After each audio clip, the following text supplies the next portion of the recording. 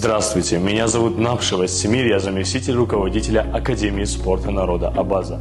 Цель направления в развитии массовых видов спорта, приобщении широких масс населения к физической культуре и спорту, а также популяризация здорового образа жизни. Ежегодно с 2014 года мы организовываем спортивные мероприятия различных форматов.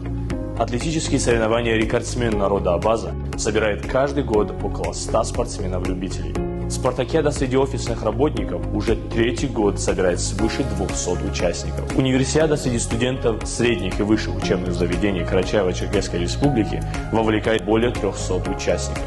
Марафон памяти выдающихся личностей абазинского народа в этом году собрал более 300 участников.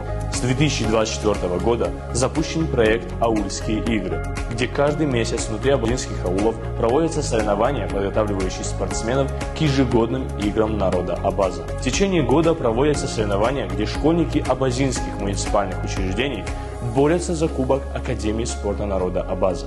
Проводится ежегодный шахматный турнир среди любителей интеллектуальной игры в различных абазинских аулах. На главной улице Черкесска ежемесячно проводится челлендж силы, где все желающие могут испытать себя на прочность в необычных спортивных дисциплинах.